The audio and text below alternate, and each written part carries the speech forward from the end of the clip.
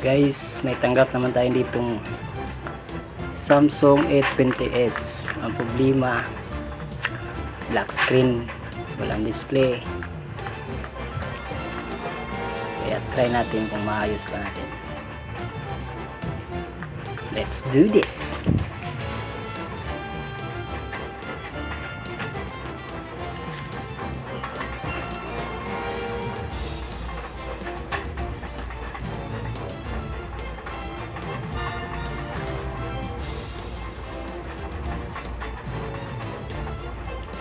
Yan, buksan natin. Pagwasin mo natin yung connector, tapos balik natin, tapos testing naman.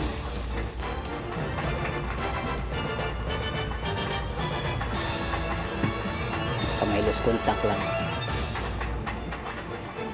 May vibrate, tapos wala talagang display.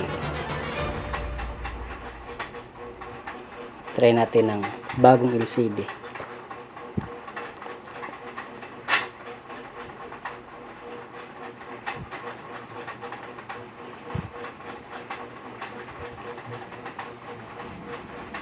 Tapos testing natin.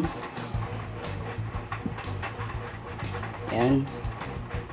Vibrate. Kasi wala talaga. So problema dito nasa display section, yung IC or coil or diode. Tatlo lang. Kaya bakasin natin to.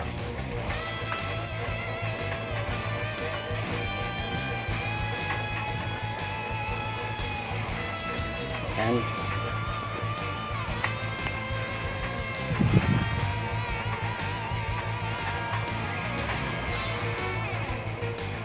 Remove natin yung cover, guys. Kunin natin yung camera, baka mahagip ng init. Madaling masira yung camera.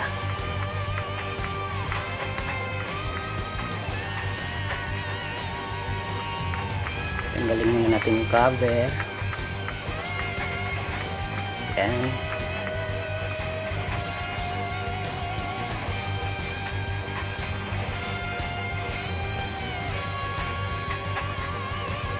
Check natin yung diode. Ito guys, oh. Rekta natin, palitan yung coil na yan. Ayan. Tapos check natin yung diode na maliit. Diyan. At saka reheat natin yung IC.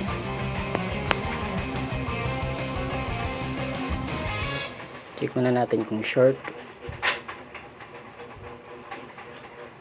Walang short. Kaya palit tayo ng coil.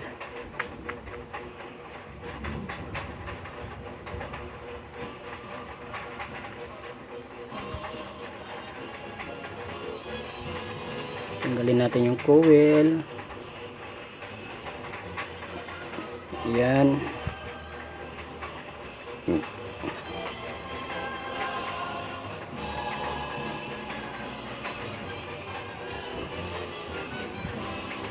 Check natin.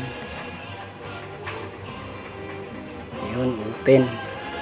Wala na. Tapon nyo na yun. Kumuha lang kayo ng coil sa scrap board. Maraming coil dun. Yan, maraming coil yan. Kahit anong coil.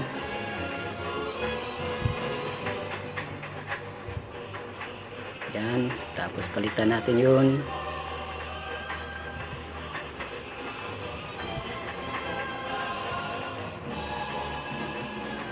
Lamigin lang konti. Linisin. Palamigin. Ayan, pinalitan na natin yun. Ayan, kaso malabo. Pasensya na kayo sa camera ginagamit natin. 310 lang kasi yung gamit ko, kaya ang quality ganyan.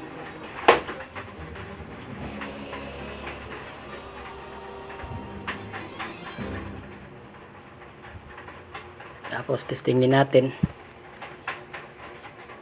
kung gagana na ba.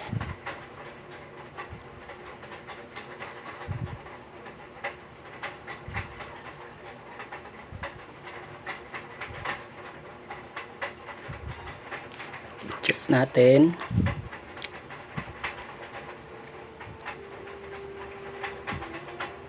Yan, nag-vibrate.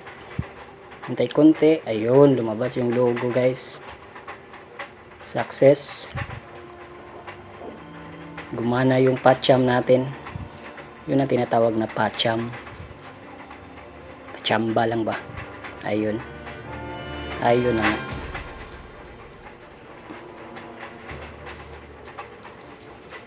Power natin.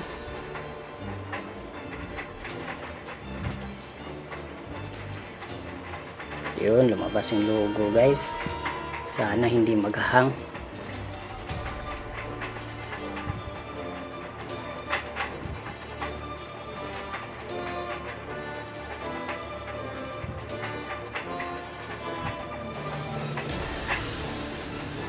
At yun na nga, pumasok na sa Samsung.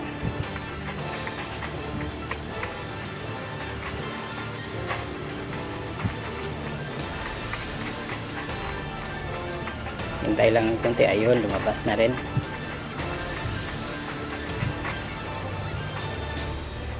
Kaso naka-off yung display, kaya takasan natin. Ayan, goods na, okay na.